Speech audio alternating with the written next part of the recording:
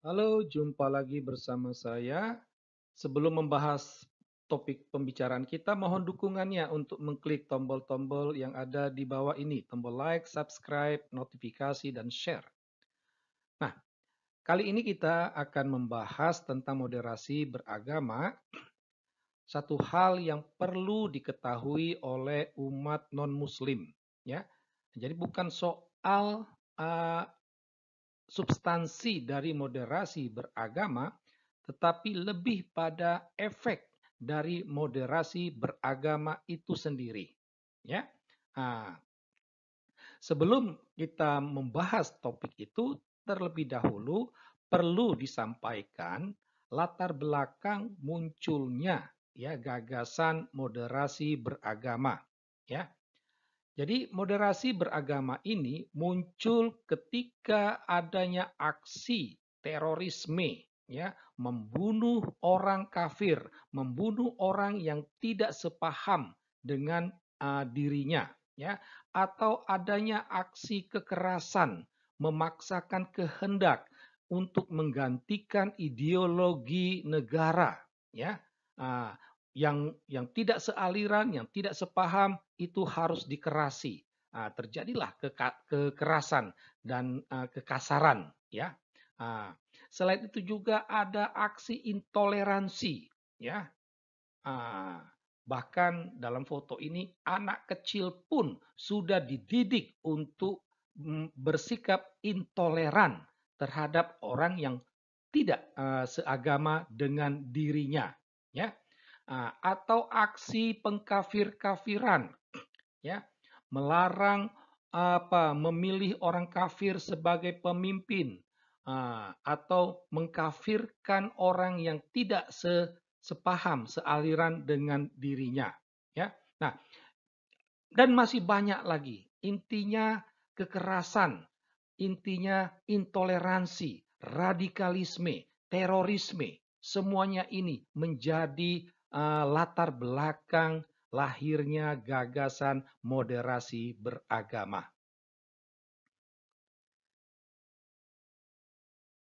Nah, kira-kira apa tujuan untuk diwujudkannya moderasi beragama ini? Ya, kita dapat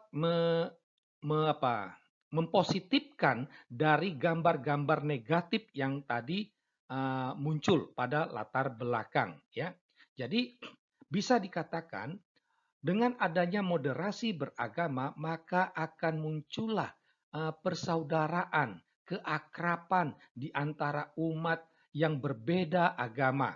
Ya, seperti dalam gambar ini antara seorang suster dan seorang muslimah, antara orang-orang muslim dengan para pendeta gereja Protestan, atau yang ditampilkan oleh pimpinan agama dunia, Imam Besar Al-Azhar dengan Paus Fransiskus, ya. Nah, atau adanya aksi toleran, menghargai, ini seperti ditampilkan sekelompok umat Islam memikul salib IYD, atau adanya aksi membantu, menolong, ya, seperti kelompok Banser NU menjaga keamanan gereja Protestan ketika hari raya atau mengiringi perayaan di Ekaristi di sebuah gereja. Nah, inilah gambaran moderasi beragama dan inilah tujuan moderasi beragama, sehingga dengan demikian maka Pancasila NKRI akan tetap terjaga. Nah,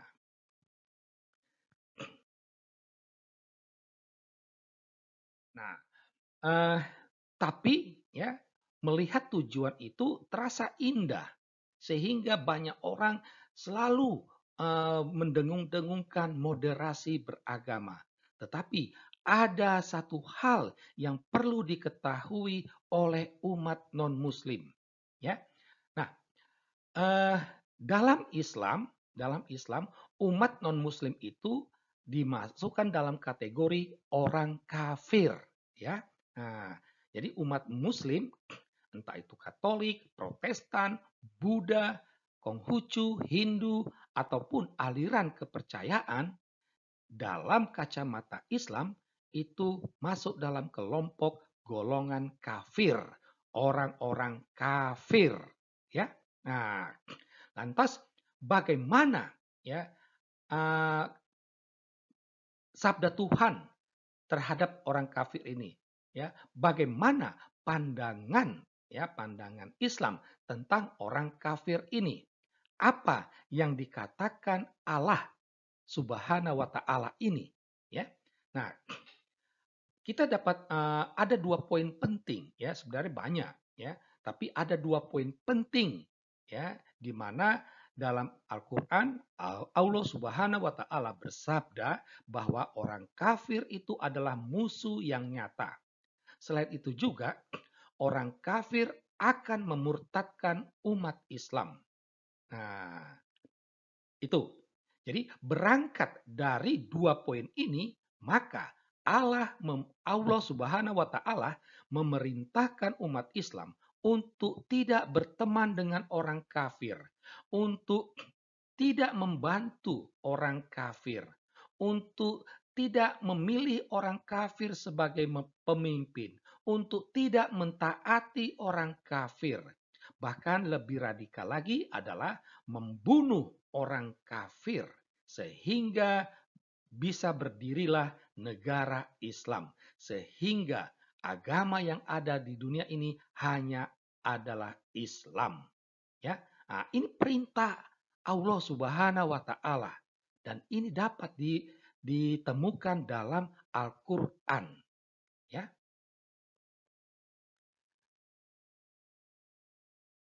Nah, dari poin-poin tadi, jadi ini yang pertama itu yang perlu diketahui oleh umat non-Muslim, ya, bahwa dalam pandangan Islam orang kafir itu adalah musuh dan orang kafir itu akan memurtadkan umat Islam sehingga orang kafir itu harus dijauhi, malah bila perlu harus dibunuh. Nah, maka uh, ketika menjalin relasi dengan umat Islam atau ketika menerima bantuan dari umat Islam, ya, ini kan butir-butir moderasi beragama. Nah, jadi ketika menjalin relasi atau menerima bantuan dari umat Islam, ya, itu berarti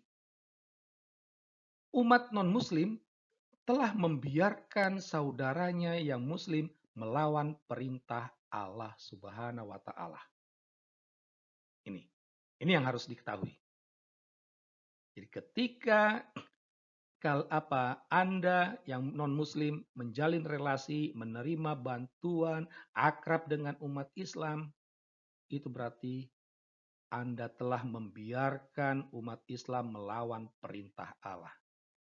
Dan dalam agama, melawan perintah Allah itu sama artinya dengan berdosa. Sehingga bisa dikatakan juga ketika menjalin relasi atau menerima bantuan dari umat Islam, itu sama halnya kita membiarkan umat Islam berdosa. Nah, inilah yang harus diketahui oleh umat non-Muslim terkait moderasi beragama. Menjadi pertanyaannya, tegakah kita membiarkan saudara-saudari kita Muslim ini berdosa hanya demi moderasi beragama? Demikianlah pembicaraan kita. Sekian dan terima kasih.